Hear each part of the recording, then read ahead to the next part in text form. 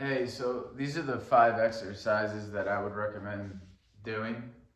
The first one is a side plank. So I would do it like this. You get down on your side, put your elbow, make sure that your elbow is directly under your shoulder, arm straight out, like your forearm to your hand. And then line up your legs with your body and your elbow. So your knees should basically be in line with your elbow. And then all you're gonna do is push through your arm that's on the ground and push up with your hips. Make sure that your hips are tucked. Don't like have them back or don't have them too far forward. Have them kind of tucked and up, and just hold here for as long as you can, without it being painful or without you going to exhaustion. If you could work up to 30 seconds, a minute, you can do that. But even if you're just doing 10 seconds, or again, if you want to come down for a second, rest, come back up for 5 seconds, come down, you can reset. I'll just show you the other side so you can see what it looks like. Same thing, arm under your shoulder, line up your knees with your elbow, and then push through. And so you want to be pushing through this arm, so you don't want to be like down here. You want to make sure that you're up, pushing through that arm. And again, hold it for as long as feels good. So that's a side plank. I would start there with the side planks. Um, the other plank is just a regular plank. So for that, you're gonna come down onto your stomach and put your arms, I'll turn this way. You can put your elbows so that they're lined up under your shoulders, and you can hold your hands together if you want, and tuck your toes underneath. And what you're gonna do is this time push through your arms this way and lift up your knees off the ground. And you want to hold here. Again, if you hold it for 5 seconds, come down. Then you want to go back up for another 5 seconds, but just as long as you can hold it. And again, tuck your tailbone so you don't want your back arched. I'll turn it to the side so you can see better. You want to be as straight as you can, and just hold it for as straight as you can for as long as you can and as long as it feels good. But again, you don't want to be like up like this or slouching down. You want to try to be as straight as possible. Okay? So I do that. That's a regular plank. And one of the next exercises I would do is called a bird dog. So you come on to, it's called tabletop position or all fours. So your hands are directly under your shoulders again. So it's a common theme you'll see right here. Push through your arms, right? You don't want to be down here. You want to be pushed through. Have your knees underneath your hips and have your legs hips width distance apart. So you don't want them too wide or too narrow. So once you're all set up, then what you're going to do is you're going to reach with your opposite arm and opposite leg. So if I'm going to go left arm, right leg, I'm going to go like this. Okay? And then you can either stay here and just hold it like we did with the planks, or you can come in and then kick back out. When you're in this extended position, you want to make sure that you're not, again, overarching your back so your foot's not high up. You don't want it to be too low. You want your arm and your leg to be in a position so that your back is as straight as possible and there's no tension on your back that's going to be painful.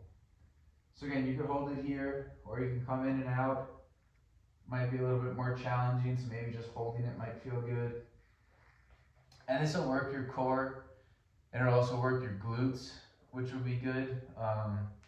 Glutes, backs, everything, hips, it's all connected, so that'll help loosen it up. And if putting the arm and leg out is too much, which it very well might be, then you can come into that all fours position and you can just kick a leg out if you want, and that'll feel good. And again, same thing, you can move it if you want, or you can just hold it. Um, Alternatively, you can kick the arm out, rotate, switch the arms, rotate around, doing one leg at a time, and then one arm at a time. But basically, every time you lift a limb off the ground, it's going to create instability, which is going to work your core muscles. So however you want to do it, if you want to start here and see how that feels, and then you can work from there. So that's a bird dog. The other thing I would do is I would do some glute bridge raises. So this will work your core a little bit, but it'll also work your glutes, your hamstrings a little bit. So again, your back hurts, but you want to work all the muscles in the area to pull some of the tension out of your back.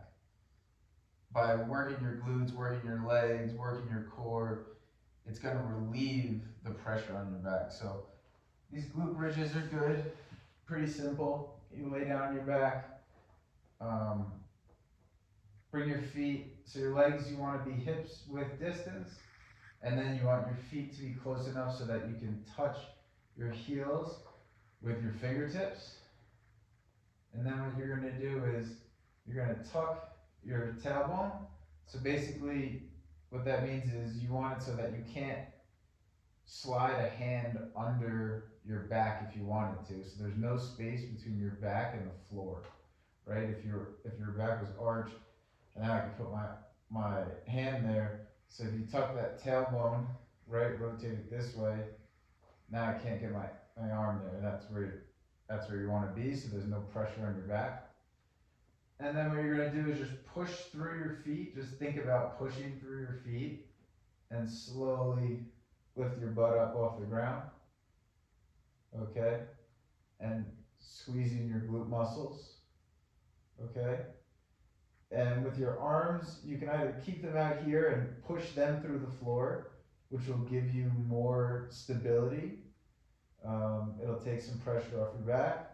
And or you can put your arms up like this and push your elbows through the ground to help you. And same thing with these, like the bird dogs.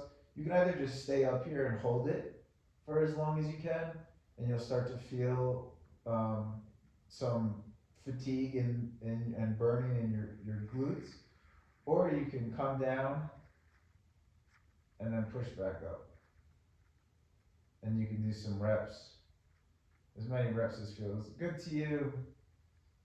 5, 10, take a break, something like that. And so that's the glute bridge. And the last exercise that I would say to do is the dead bug. So dead bug is kind of the opposite position of the bird dog. So instead of being on all fours, you're going to be on your back, and you're going to, again, make sure your tailbone's tucked, and then you're going to lift your legs up off the ground, okay? And right when you do that, you'll feel some tension, and you'll feel your core engage. You'll probably feel it in your hip flexors too. Again, it's important to make sure that there's no space between your back and the floor. So make sure your tailbone is nice and tucked, okay? And then you'll bring your arms straight up also, and you'll reach for the sky. And same thing, you can either stay here and just hold this, and you'll feel your core working. So you could stay here, or you can move one leg down, bring it back up, down, have your heel touch the ground, bring it back up. And again, making sure that at no point you let your back arch, and at no point you let any space get in there, because that's going to not feel good for your back. Okay, so you can either do just the feet, you can do just the arms if you want, or you can do opposite arm and opposite leg.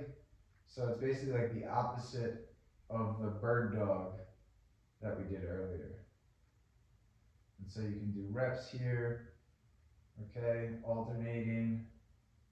You can do reps with just one limb at a time if you want, going around in kind of like a circle.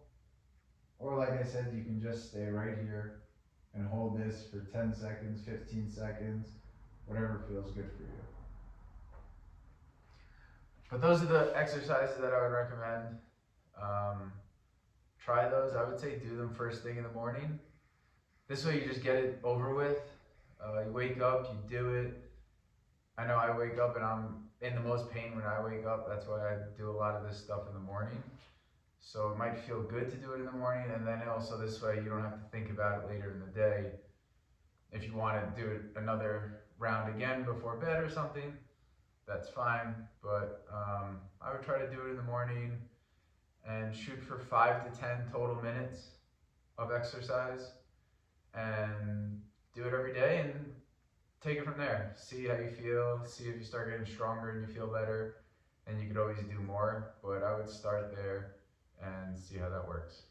All right, let me know how it goes. All right.